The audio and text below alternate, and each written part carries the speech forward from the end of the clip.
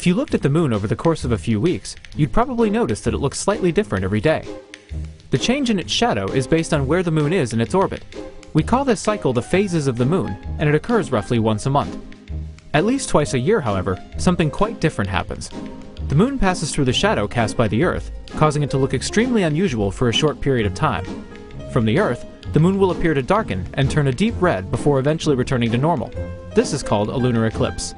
If we were to look at what happens from space during an eclipse, it would go something like this. First, the moon passes through what's called the penumbra, where the sun's light is only partially obscured. This results in only a slight darkening of the moon. As the moon continues along its path, however, it enters what's called the umbra, where all direct light from the sun is blocked. But if the sun is blocked, why does the moon turn red? When light from the sun goes by the side of the Earth, it passes through a long and thick layer of Earth's atmosphere. Shorter wavelengths of sunlight, like blue, are scattered by the atmosphere, so by the time the light has finished its trip to the moon, more of the longer wavelengths, like red, are left over. On the Earth, the same thing happens at sunset as the ground you stand on gradually passes into night. As the eclipse ends, the moon leaves the umbra, returns to its normal color, and then leaves the penumbra, brightening and resuming its original cycle. Overall, the whole process lasts only from a few minutes to a few hours, so you'll have to be quick if you want to see it. But, as long as you're willing to stay awake, you'll catch the moon as you won't see it too often.